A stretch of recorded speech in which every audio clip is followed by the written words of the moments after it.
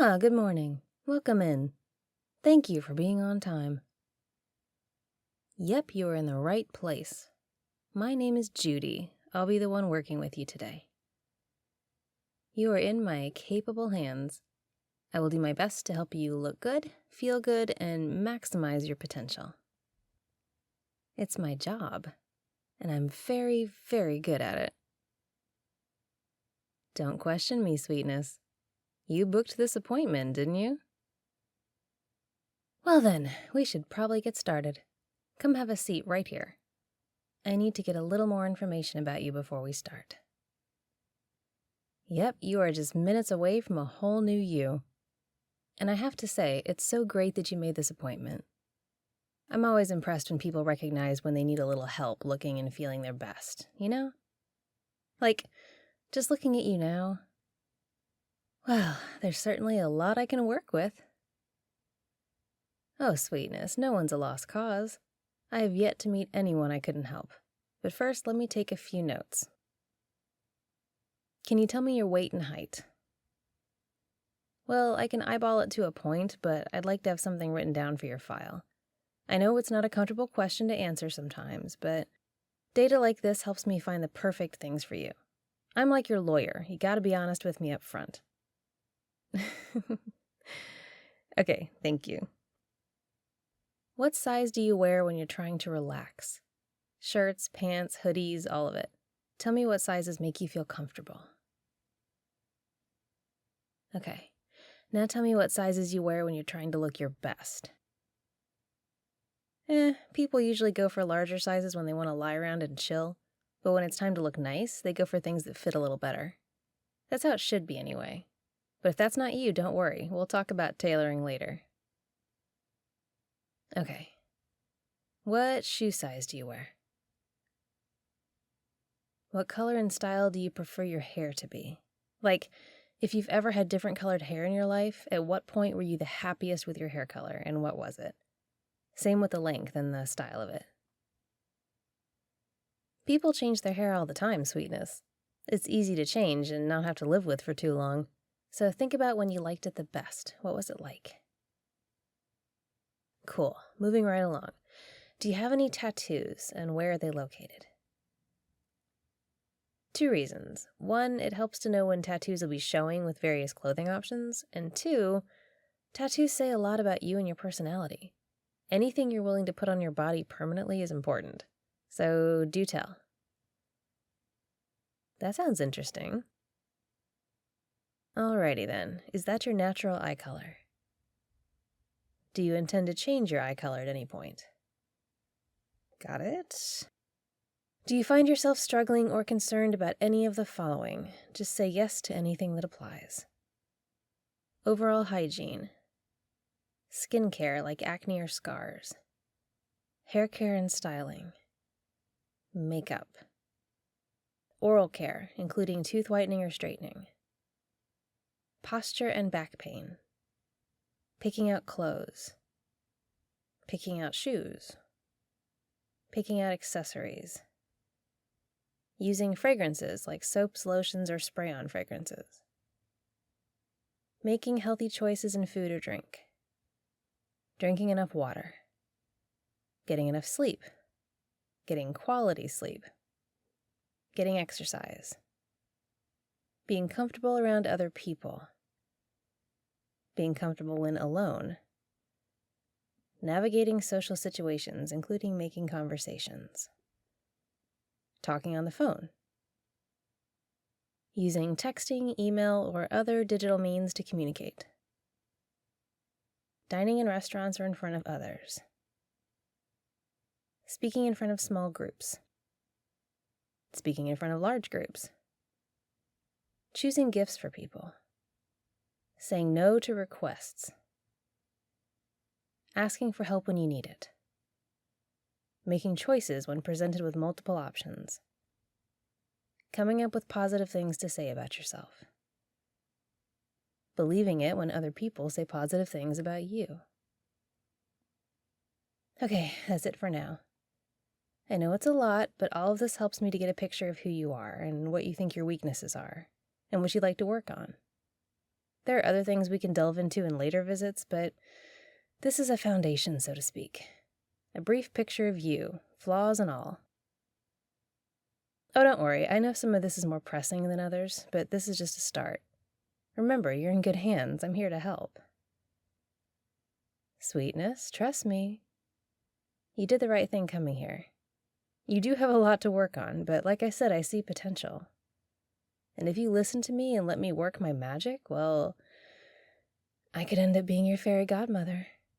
Just, without the wings. Okay, so on with the show. You were asked to wear your favorite outfit today, so is that what we're looking at here? Stand up for me. Okay, This is your favorite. You're sure? No, I get it. Have I mentioned how glad I am that you came to see me today? Listen, I tease a bit and I can be a little snarky, but it's all to a good end. We are here to make a better you. So let's do that, together. And for what it's worth, you are quite good looking. Yes, you are. And I wouldn't say it if it weren't true. Nope, one thing I can't do is lie to your face. Not in good conscience. I wouldn't be at all trustworthy in this job if I lied about something like that. So yes, you are very attractive and you can believe me when I say it. You are a diamond in the rough, let's say. You need polish, but who doesn't? I think there are a lot of ways I can help you step it all up to the next level. So, talk to me, sweetness. Why don't you tell me what you like about this outfit? Right? Okay. Gotcha. Yep, that all makes perfect sense. I can work with that. So, some basic things to start. Stand up straight and tall. Chin up a bit, shoulders back a bit. Not only do you look better when you do that, but holding yourself that way gives a slight psychological boost to your confidence.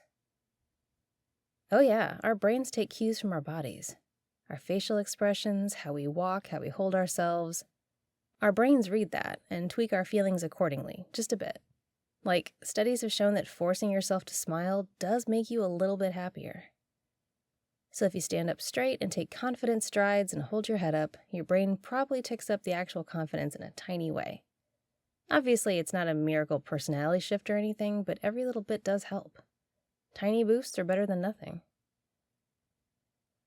All right, so stand up straight and also try to take some deep breaths.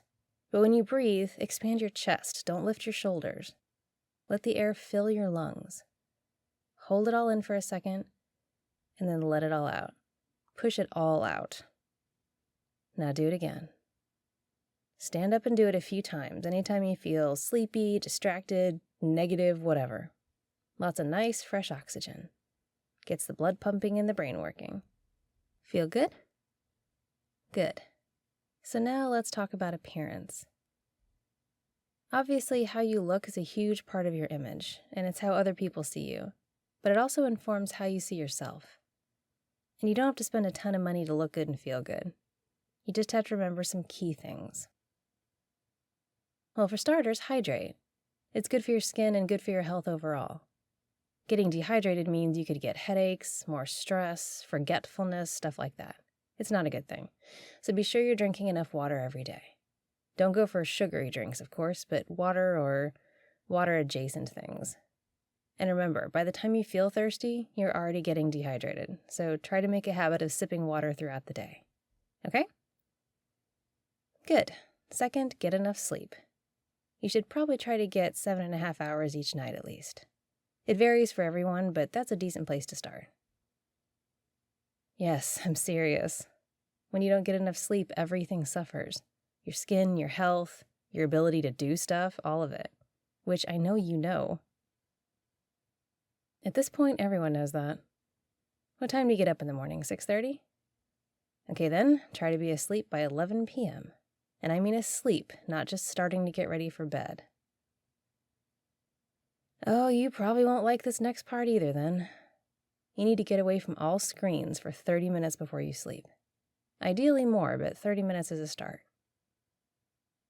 Screens keep your brain awake and engaged, which makes it harder to get to sleep and get real rest. and the blue light messes with your circadian rhythms. Put the phone down, walk away from the computer, all of it. If you must do something, read a book, like a real one, made of paper, and then go to sleep. I get it, it's not always easy to get to sleep, but there are things we can do to make it easier. Be sure the room isn't too hot, be sure it's as dark as possible, and control the noise level. Some people need total quiet, some need white noise. You can decide what you need, but nothing too loud. That is a really common problem, actually. I'm the same way. My brain doesn't like to shut off. So try this. Put a notepad and pen by the bed, and as you have ideas, write them down and get them out of your head. Tell yourself that once they're on the paper, they're not bothering you anymore, and give yourself permission to rest and sleep. Take those thoughts out of your brain and put them on the paper. They'll still be waiting for you in the morning. Make sense? Good. See, we're getting somewhere. A little more about sleep. When you have limited time to do it, say something comes up and you can't get a full 7.5 hours, try to sleep in increments of roughly 90 minutes. The average REM cycle takes about that long, and you'll feel more rested if you wake up at the end of a REM cycle than if you try to force yourself awake in the middle of it. That 90 minutes is just an average. It could be more or less for you, but in general, it's not a bad rule to follow. You can experiment a bit with it too to see what feels best for you. Exactly. You want to get the most out of the sleep that you do manage to get. And one last thing, don't mess with your sleep schedule too much. Like, don't get up at 6 during the week and then sleep until noon on the weekends if you can help it. If you feel like you need the rest, obviously listen to your body and take it, but as a general rule, try to keep a fairly consistent sleep schedule. Your body will thank you.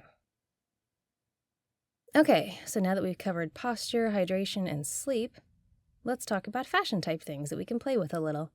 Things like color. It's really common to be afraid of color, but you don't have to be. You don't have to wear black all the time to look good. This isn't the Matrix. Well, let me ask you something. What's your favorite color?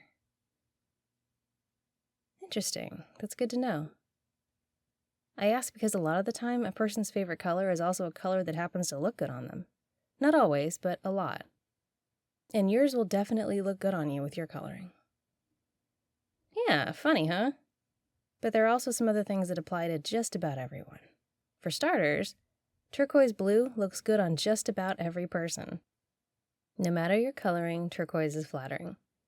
It's bright and friendly too, which is an added bonus. So when in doubt, you can go for that. Yeah, and most people look good in a few different bright colors, like reds and greens and purples. Since they come in so many shades, it's not hard to find one that fits you just right. Well, don't forget, you don't have to go whole hog into color. You can keep a mostly neutral palette and use color to make things pop, you know? Like a gray or tan suit with a colorful shirt. You can also have fun with patterns. But remember, just like with your favorite color, you should like what you're putting on your body. You should enjoy looking at it. Because when you like something you're wearing, you feel better in it. And feeling better translates to how people see you, to how you carry yourself. Got it? Good. The point of all this isn't just to make you look hotter and be more confident. Like I said, you're already attractive. It's to make you more content with yourself, more comfortable in your own skin. That sort of thing, it's intangible, but it's so important. You need to find the balance that makes you feel good just as you are. And then that feeling will impact how you appear to others and how you interact with others. It's all connected. Yeah, if that makes sense. Don't worry, when I'm done with you, you'll be unstoppable. I address people and advise people and listen to people. But in the end, helping you believe in yourself is what I do best. You okay? I know it's been a lot so far. But don't worry, I have pamphlets you can take home with everything we've talked about. Of course. You seem smart. You'll get all this in no time. Sometimes you already know a lot of it, but you just need someone to give you a little push. Again, what am I here for? Also, if you ever have questions or need reminding of something, you can text me after hours. Here, this is my card, but my personal number's on the back. Use that. I mean, it's part of the service. Besides, I'm happy to help. I like people who help themselves. And like I said, you have a lot of potential. Oh, definitely a caterpillar right now. But that's the point. You're getting into the chrysalis, digesting yourself down into goo, and then reforming into a butterfly. Oh, didn't you know that? Yeah, caterpillars digest themselves in the chrysalis. All their tissues dissolve, and you end up with a pouch of goo. But then they start growing their new body from the goo, and in the end, ta-da! It's not a bad metaphor. Real change and growth take effort and time. You're here making the effort. Now just give me your time, and I'll help you be your best butterfly self. Seriously, though, I'm glad you came in today. We're going to have many more sessions. Probably get to know each other really well. You'll have to trust me to know what I'm doing, and I'll trust that you're telling me the truth and working on the things that I tell you to work on. And together, we got this. That's the key. Don't forget, as hard as this is, you're not alone. I got you. Good. You've taken the first step, sweetness. Let's keep moving forward to a better you.